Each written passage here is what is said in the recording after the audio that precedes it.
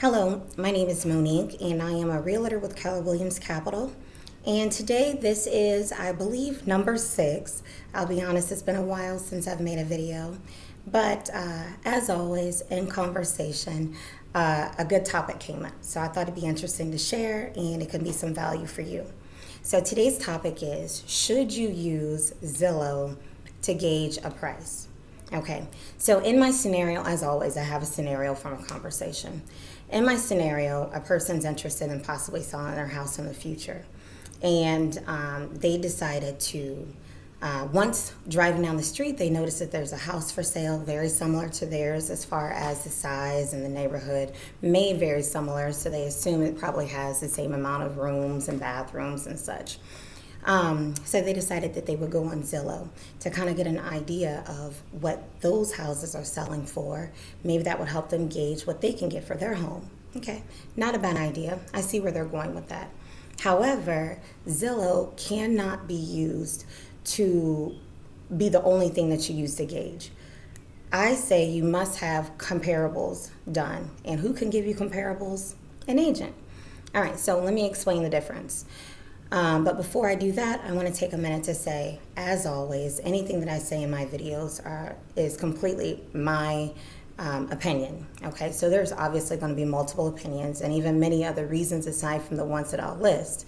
But today, my opinion is that it is very important that you get comparables done. So I want to explain what the difference would be and what the benefit would be for you. So in my scenario, the person is noticing there's a place for market very similar to theirs in their neighborhood. And so with looking at Zillow, they are getting excited about what's possible for them to be able to get, what their profit could be if they were to put their house on the market. So I mentioned what importance it is, how important it is to get a comparable done instead of just gauging everything off of Zillow. So let me explain this. Zillow is not accurate. It is a good source to use, but it's not an accurate one to just go off of purely based off what you see. And here's an example to make you understand what I mean.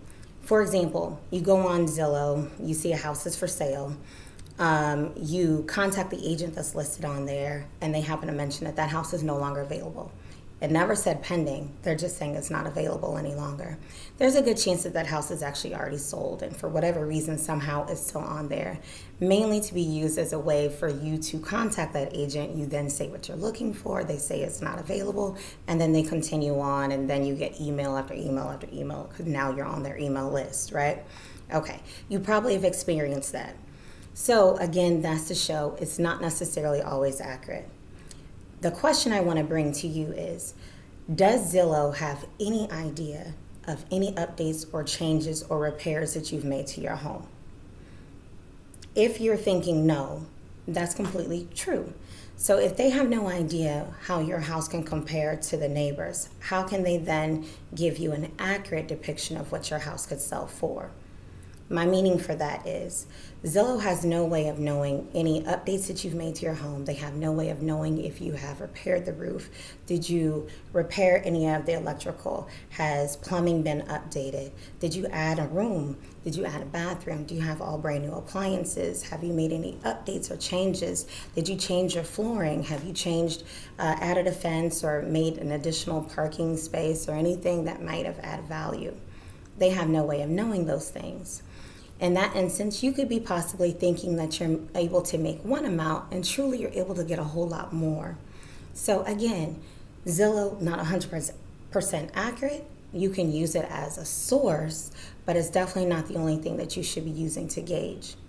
Another thing to think about on the flip side of that scenario, Zillow has no way of knowing anything that's going on with your home that might depreciate the value. Such as perhaps you have in your disclosures, you would have to say that you're aware of seepage in your basement. You're aware that the leaking roof is an issue. You're aware that there is cracks in the foundation. You're aware that you have plumbing issues. You're aware that there's electrical issues. All of those things Zillow has no knowledge of. And so again, they're not able to properly compare your home to any other property that's around you. So keep that in mind. So when you see a for sale ad, another thing I want to mention is that the for sale price is only just a for sale price. It's not guaranteeing that that home will actually sell for that $170,000 price tag that's on it, because it cannot know what the market will do at any given point. And it also cannot 100% dictate what was on the disclosures as to issues that are going on with the home that might cause the value of the home to be down. So you might be thinking, well, what if I compare my home to properties that have sold? That's definitely a better approach than looking at places that are for sale, because the home has now sold, and that is the accurate amount. The only issue that I want to bring to your attention is the fact that the disclosures are not able to be seen.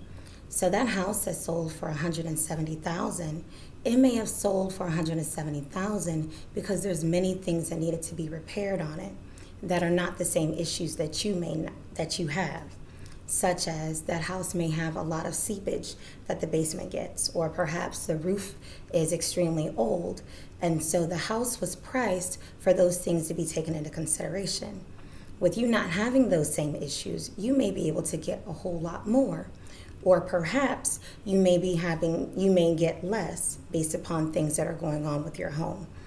So ultimately, it is very important that you have comparables done, and the way that you would get comparables done is by contacting an agent that you know and trust.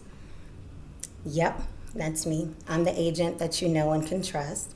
Give me a call. I'd be more than happy to run comparables so that you can let me know everything that you've done with your home or anything that you think may be an issue with your home, and we can get a price range that you're comfortable with putting it on the market for and move forward. If you're interested in selling your home anytime between 1 to 3 months, that's definitely a good thing to do, is to get comparables done. However, keeping in mind, if you're wanting to sell your house any later than that, so it's more in the future, you need to get comparables closer to the time that you'll be selling your home, as the market changes every day. And obviously, that being said, that more houses will be for sale or have sold at that time near you. So I hope this tip helped you. Definitely use Zillow as a thing to check out. But again, it's not 100% accurate, and you do need to have comparables to see where your house stands in the market with true facts that will help decide what's a good price range for your home to be listed so that you can get it sold. Again, my name is Monique. I'm with Keller Williams, and I'll make another one soon. Thanks.